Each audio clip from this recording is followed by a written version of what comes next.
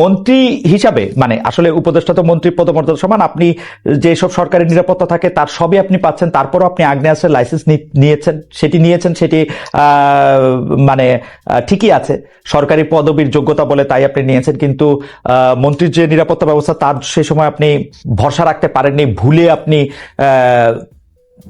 রাখতে পারেননি বলেই তো আপনি আগ্নেয়াস্ত্রের লাইসেন্স নিয়েছেন, তো সেটা আবার ভুল করে ম্যাগাজিন বিদেশে নিয়ে গেছেন। আমার প্রশ্ন সেখানেও না, আমার প্রশ্ন হচ্ছে আপনি একটা ফেসবুক পোস্টে এরকম দিয়েছিলেন যে রাষ্ট্রীয় গুরুত্বপূর্ণ তথ্য বা ভিডিও বিদেশে কেন সাংবাদিকদের কাছে গেল বা সাংবাদিকদের কাছে গেলে এটা নিয়ে আপনি প্রশ্ন তুলেছেন।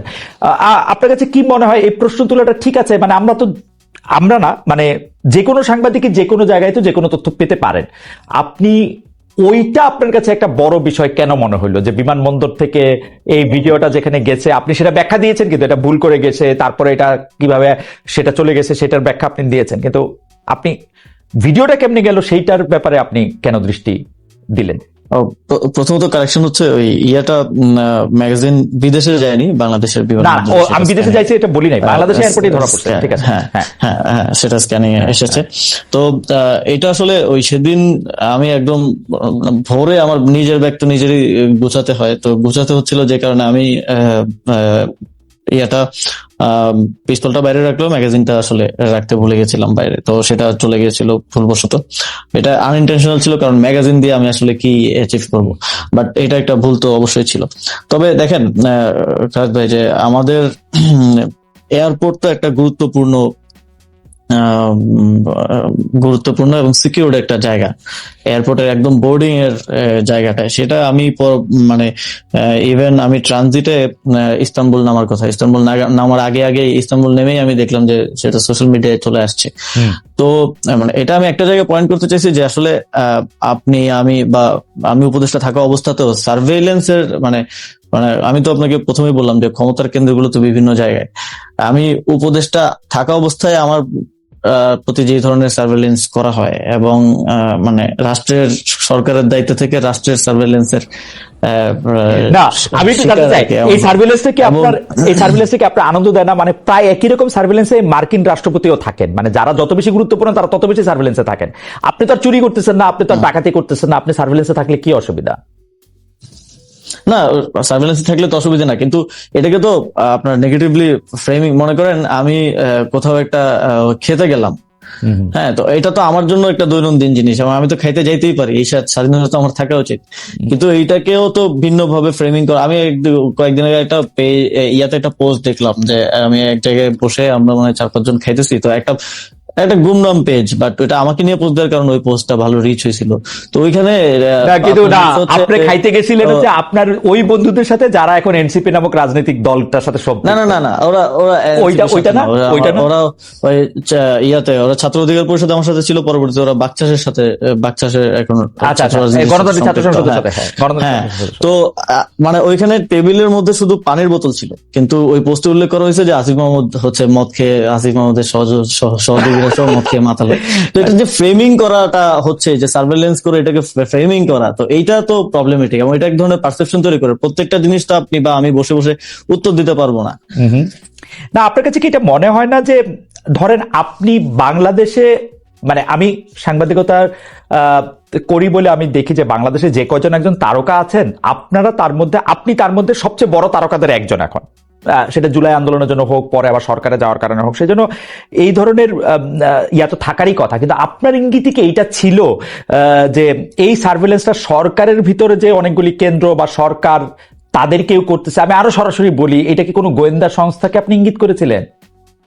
হ্যাঁ, আমি এর আগেও বলছি যে কিছু রিপোর্টের ব্যাপারে আমি একটা সংবাদ সম্মেলনে বলতে গিয়ে বলছিলাম যে আমাকে হাউস থেকে যোগাযোগ করে বলা হয়েছে যে এইটা তো আমাদেরকে চাপ দিছে করার জন্য, এবং এটা টেক্সটটা হুবহু আমি হাউসে ফোন করে জিজ্ঞেস করছিলাম যে আপনারা যে একটা নাম্বার লিখলেন এখানে, এটা কিসের রেফারেন্সে লিখছেন? আপনাদের ইয়াতে তো রিপোর্টে তো লেখা জানা গেছে, জনশ্রুতি আছে, কিসের রেফারেন্স আপনারা লিখলেন? তখন বললো এটা আমাদেরকে একটা গোয়েন্দা সংস্থা থেকে দিয়ে চাপ দেওয়া হয়েছে এটা রিপোর্ট করার জন্য। তো এই যে এইটা তো সরাসরি আছে, আমি সরাসরি কয়েকবার বিভিন্ন জায়গায় বলছি, এবং এইটাকে এই মানে আমরা এমন একটা কমপ্লেক্স সিচুয়েশনের মধ্যে আছি যেখানে আসলে আমার কোনো প্রতিষ্ঠানও আমার বিরুদ্ধে আসলে কাজ করছে কিনা এটাও আসলে বোঝা অনেক সময় মুশকিল হয়ে যায় আর কি। খুবই ইন্টারেস্টিং। তবে আমি আপনাকে একটা তথ্য হিসেবে একটা জিনিস জানায় রাখি, সরকারের ভিতরকার অঙ্গগুলি আসলে এভাবেই কাজ করে। মানে আমি আপনাকে দায়িত্ব নিয়ে বলতে পারি, সরকারের অনেক মানে বিগত সরকারের অনেক মন্ত্রীর বিরুদ্ধে যেসব রিপোর্ট হয়েছে তার অনেকগুলি আবার গোয়েন্দা সংস্থাও দিয়েছে। আবার এইটা কিন্তু সব সরকারের সময় করা হয়। যেমন ধরেন নাইকো দুর্নীতির সঙ্গে বিএনপির জ্বালানি প্রতিমন্ত্রী যে সম্পৃক্ত ছিলেন সেটা গোয়েন্দা সংস্থার সরবরাহ করার রিপোর্ট। এরকম নানাভাবে এটা একটার মধ্যে থেকে একটা এরকম হইতে থাকে। এটা চেক এন্ড ব্যালেন্সের জন্য সরকার প্রধান হিসেবে করে, কিন্তু সেটা নিয়ন্ত্রণ রাখার জন্য। জাতীয় স্বার্থের বিষয় হলে কোনো সমস্যা নেই। আমি মনে করেন কোথাও জাতীয় স্বার্থে ভঙ্গ করার জন্য কোনো বিদেশি কারোর সাথে মিটিং করতেছি, গোপন বৈঠক করতেছি, সেটা আপনি ফাঁস করেন, সমস্যা নেই।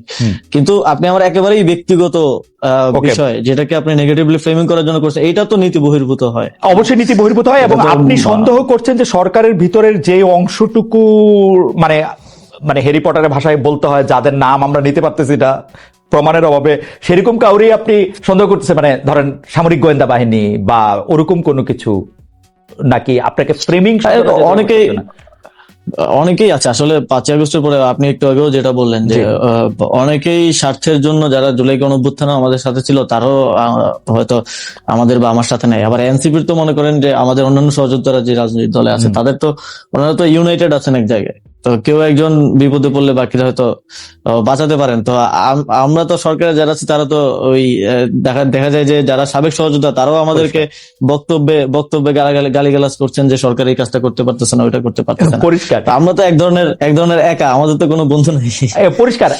আমি এই জিনিসটা খেয়াল করলাম, জনাব মাহফুজ আলম কয়েকদিন আগে একটা স্ট্যাটাস দিয়েছিলেন, ফেসবুক স্ট্যাটাস, সেখানেও তিনি প্রায় একই ধরনের কথা বলছিলেন যে আসলে মানে নতুন রাজনৈতিক দলকে তিনি ইঙ্গিত করেছিলেন, এই নানা ধরনের দুর্নীতির প্রসঙ্গ তিনি ইঙ্গিত করেছিলেন। আপনারা কি সত্যি মানে এরকম সরকারের মধ্যে থেকে যদি এরকম ভালনারেবল থাকেন, তাহলে তো আপনাদের আসলে মানে আমরা যারা আপনাদেরকে সমর্থন দিয়েছিলাম তাদের কি কিছু করার আছে এই ব্যাপারে? মানে এটা কি হতে পারে সেটা আমার একটা জানার ইচ্ছা, যদি আপনাদেরকে আসলেই ফ্রেম করা হয়, আসলেই যদি আপনারা এটার মধ্যে থাকেন।